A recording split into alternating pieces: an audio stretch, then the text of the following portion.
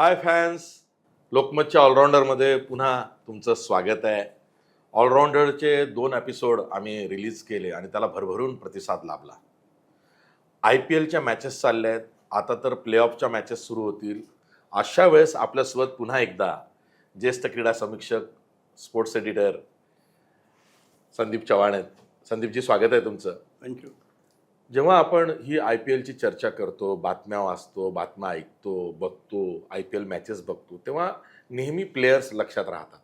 पण एक समीक्षक म्हणून तुमचं लक्ष हे स्टॅटिस्टिक्सकडे असते. म्हणजे कोणी कसे रन्स बनवले, त्या धावपट्टीवर बनवले, कोणत्या बॉलरच्या अगेन्स्ट बनवले, या हंगामात कोणी किती रन्स बनवले, मागच्या हंगामात त्याचा परफॉर्मन्स काय होता, मग आता त्याचा परफॉर्मन्स कसा आहे. म्हणजे असं नेहमी म्हटलं जातं की form is temporary but class is permanent. तर तो परमनंट क्लास शोधायचा असेल तर तो कुठं शोधता? अतिशय चांगला प्रश्न विचारला. म्हणजे मला वाटतं आजच्या कार्यक्रमाची सुरुवात जी आहे ती आपण यानेच करू शकतो की क्लास आणि जो फॉर्म आहे, IPLचं हे युद्ध आहे, हे क्लास आणि फॉर्ममधलंच युद्ध आहे. म्हणजे मी असं म्हणेन की भल्यांची करिअर जी आहे ही क्लास आणि या फॉर्मच्या युद्धात मारली गेली आणि त्याला हे IPL कारणीभूत आहे. म्हणजे आता आजचीच बातमी घ्या, वर्तमानपत्रामध्ये जी बातमी आलेली आहे की राहुलने एका हंगामामध्ये, राहुल जो दिल्लीचा खेळाडू होता, त्याने एका हंगामामध्ये 500पेक्षा जास्त धावा करणाऱ्यांची जी यादी आहे त्याच्यामध्ये वॉर्नरला मागे टाकलं आहे. त्याने किती वेळा केला तर तब्बल 8 हंगामामध्ये त्याने आता 500पेक्षा जास्त धावा केल्यात. वॉर्नर 7 वेळा त्याने हंगामामध्ये 500पेक्षा जास्त धावा केल्या होत्या. बरं, या यादीमध्ये टॉपला कोण आहे? तो विराट कोहली. विराट कोहलीने तब्बल 9 वेळा या IPLमध्ये 500पेक्षा जास्त धावा केलेल्या आहेत. हे मी आकडेवारी का सांगतोय आशिष, की क्रिकेट जे आहे, ज्याला आपण पहिलं असं म्हणायचो की जी सुरुवात झाली टेस्ट क्रिकेट होतं, मग त्याचं वन डे व्हर्जन आलं, मग हे 2020 आलं, आता तर 10-10 येत आहे. म्हणजे 10-10 ओव्हरची सुद्धा चाचपणी होत आहे. आणि या आमच्याकडे आगरी लीग आहे 4-4 ओव्हर्सची. आता 1 ओव्हरची सुद्धा, म्हणजे जे सुपर ओव्हर असतील आपल्याकडे, 1 हो ओव्हरची का?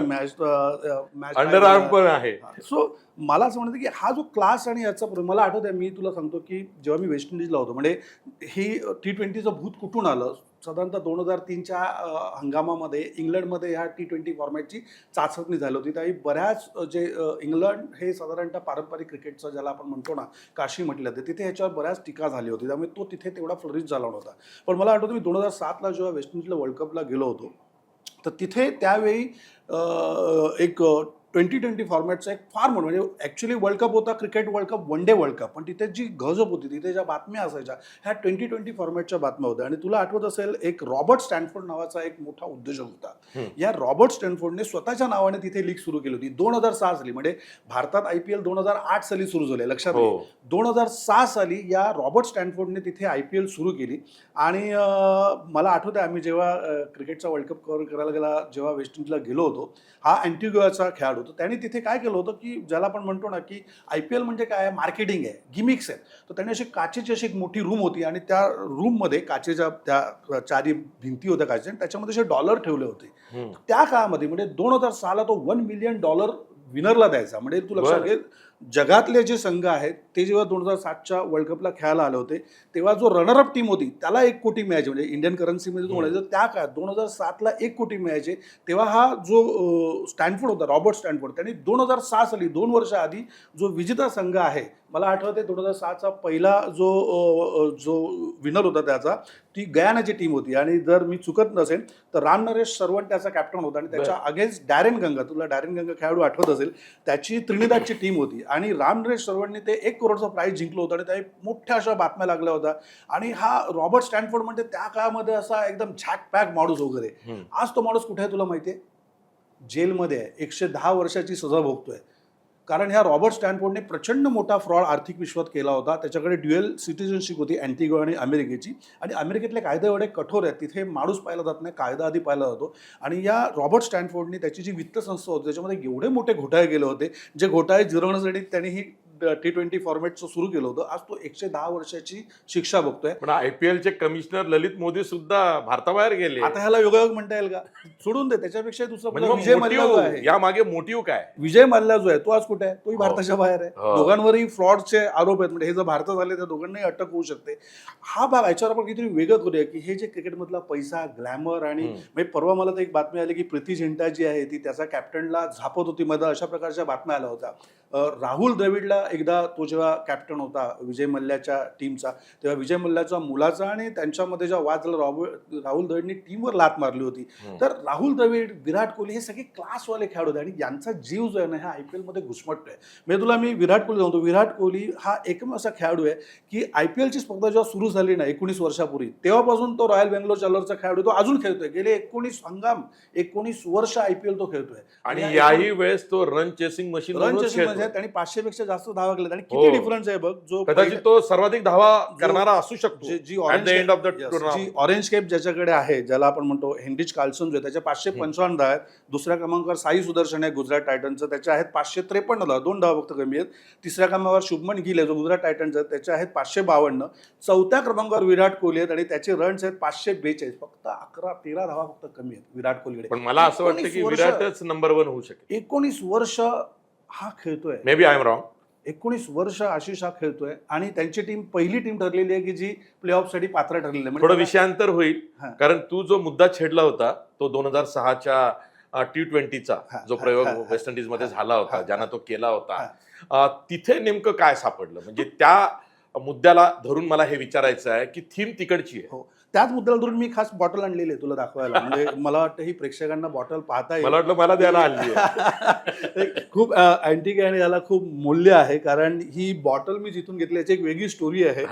अँडी रॉबर्ट्स हा जगातला वेगवान गोलंदाज, म्हणजे 155 ताशी किलोमीटर प्रति तासाने तो बॉल टाकत आणि मला आठवतं क्रिकेटच्या इतिहासामधली त्यांनी जो सर्वाधिक टाकलेला फास्टेस्ट बॉल आहे तो 159.5 किलोमीटरचा त्याच्या नावाचा तो. काय टीम होती वेस्ट इंडिजची 1975 to 1985 दरम्यान? Michael Holding, Andy Roberts, Joel Garner. ही जी बॉटल आहे आशिष, मी ही 2007 साली अँडी रॉबर्टच्या दुकानातनं विकत घेतलेली आहे आणि तू बिलीव्ह कर ना, अँडी रॉबर्ट दुकानात बसून ही बॉटल विकत होता. अँडी रॉबर्ट्स ती आहे कशाची बॉटल? अँडी रॉबर्ट्स हा वेस्ट इंडिजचा खेळाडू, आणि हे मला सांगण्याचं कारण काय की पैसा क्रिकेटमध्ये आला, पण तो कधी आला आणि कुणाकडे आला? तर हे स्टॅनफोर्ड सारखी बदमाश माणसं होती, त्यांनी जी बदमाशी केली त्यांच्यापर्यंत पैसा गेला. बाय द वे, ही जी बॉटल आहे ही बॉटल ही हॉट सॉसची आहे आणि त्याच्यावर विवियन रिचर्डची सही आहे. हॉट शॉट्स आणि विवियन आणि रिचर्ड ब्लास्टर ओरिजिनल. आणि ही सही कोणाची आहे? रिचर्डची आहे. विवियन रिचर्ड्सची आहे, सर विवियन रिचर्ड्स. आणि अँडी रॉबर्ट सुद्धा सर होता. सचिन तेंडुलकरच्या आधी ज्यानं जगाला मोहनी घातली आपल्या बॅटिंगनं, धडाकेबाज बॅटिंगनी, ते विवियन रिचर्ड्स.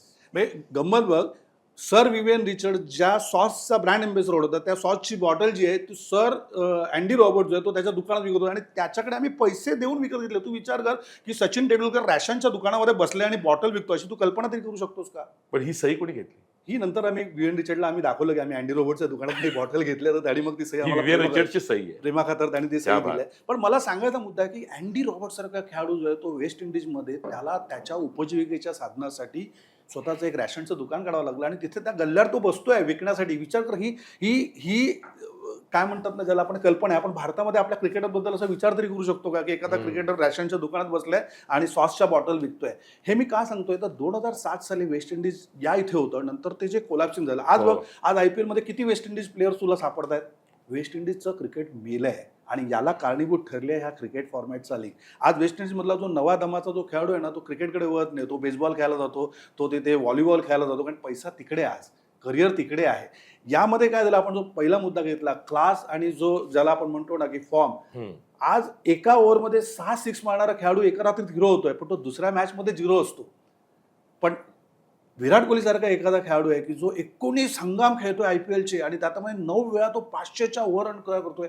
हे क्लास असणाराच खेळाडू करू शकतो. आणि हा क्लास जो आहे हा T20चा फॉर्मॅट नाही, हा टेस्ट आणि वन डे यामध्ये, इव्हन वन डे सुद्धा म्हणण्यापेक्षा टेस्ट मधलाच हा दर्जा आहे की जे टेस्ट खेळू शकतात तोच अशा प्रकारचा परफॉर्मन्स देऊ शकतो. तसे अनेक खेळाडू येतात आणि जातात, पण एखादा विराट कोहली लक्षात होतो, एखादा राहुल द्रविड लक्षात होतो, एखादा सौरव गांगुली लक्षात होतो. हे का तर क्लास महत्वाचा आहे. जसं मी तुला म्हटलं की अँडी रॉबर्टचं आम्हाला एवढं वाईट वाटलं की आम्हाला तिकडे सांगण्यात आलं की अरे तुम्ही इथून जरा जवळ गेला. आम्ही जमैकामध्ये होतो, तिथून आम्ही अँटिग्वाला गेलो, तर अँटिग्वाला आम्हाला सांगण्यात आलं की ते अँडी रॉबर्टचं दुकान आहे. आम्ही म्हटलं आपण जाऊया दुकानामध्ये, आणि आमचं सुदैव असं होतं की तो अँडी रॉबर्ट्स त्यावेळी दुकानात आला होता. मला आठवतं मी होतो, द्वारकानाथ संजगिरी होता, ज्ञानेश भुरे म्हणून माझा पुण्यातला एक सहकारी आहे.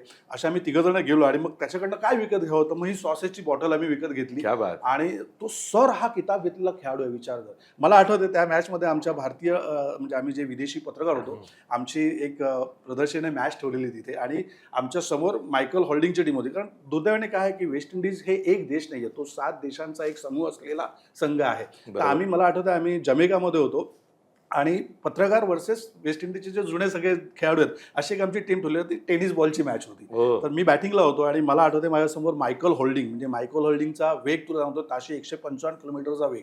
तर आता आम्ही सगळे पत्रकार म्हटल्यावर काय कोणी सीझन क्रिकेट खेळलेलं नसतं, म्हणजे मला आठवते माझ्या गल्ली क्रिकेटच्या पलीकडे माझं फारसं क्रिकेट झालेलं नाही. पण ज्ञान मात्र सीझन क्रिकेट. ज्ञान मात्र सीझन क्रिकेटचं आहे, म्हणजे पांडित्य म्हणूनच पत्रकार आहे. तर कसं आहे, मायकल होल्डिंगवर आपण तासभर बोलू शकतो, पण मायकल होल्डिंग समोर बॉलिंग टाकायला हो. म्हणजे माझी उंची आज 6 फूट 1 इंच आहे, पण मला असं त्याच्याकडे असं बघायला होतं 6 फूट 4 इंच, त्यात त्याचा तो अजून 2 इंचाचा तो फूट, म्हणजे त्याची उंची झाली 6 फूट 6 इंचाचा, तो असा बलदंड असा मायकल होल्डिंग. म्हणजे आज त्याचं वय 75 वर्ष आहे, विचार कर. अजूनही तो ठणठणीत आहे, तुला हो. कॉमेंट्रीला बघू शकतो. मी आजपासून जर तुला साधारणतः एक 2007 म्हणजे असा विचार कर 18 वर्षा मागचं सांगतोय, म्हणजे तेव्हा तो साधारणतः 50 मध्ये वगैरे असेल. तर त्याने एक पहिला बॉल साधा आता मी बॅटिंगला टाकला आणि तो जरा थोडासा बाउन्स मिळाला, मस्त मारती. बाउंड्री सुद्धा अशी एकदम छोटी बाउंड्री होती, बॉल गेला 6च्या पलीकडे. मला एवढा अति आनंद झाला की मायकल होल्डिंगला 6 मारणारा मी मराठी पत्रकार आहे. बरं, वेस्ट इंडिजचे खेळाडू असे असतात ते सणकी आहेत, म्हणजे त्यांना असं तुम्ही डिवतलं ना की संपलं. तो एक कसं आणि मंद असं स्माईल दिला. तो दुसरा बॉल आला, दुसरा बॉल तुला सांगतो आशिष, त्याच्या खांद्यावर असा बॉल आता इथून सोडला ना तो एवढाच मला दिसला. नंतर तो बॉल कधी त्या किपरकडे गेला, म्हणजे डोळ्याची पापणी झापायच्या तो बॉल होती. मला कळलं सोडून त्यांनी बॉल टाकलाय काय त्याच्या फुटवर, पण मला सांगलं की मला त्यांनी बॉल, माझी बॅट अशीच आहे, तो बॉल कधी माझ्या बॅटच्या पलीकडे मला कळलं नाही हवे काय. आणि तू बिलीव्ह करणार नाही, तिसऱ्या बॉलला त्याने जो इन्स्विंग टाकला होता, मी खेळायला गेलो, माझी बॅट कुठे, बॉल कुठे, आणि जो बॉल होता तो स्टंप घेऊन जो दुसरीकडे गेला होता, तर ही वेस्ट इंडिजची ताकद होती. म्हणजे वेस्ट इंडिजची तेव्हाची ताकद म्हणजे Joel Garner, Andy Roberts, Michael Holding आणि नंतर मार्शल आला.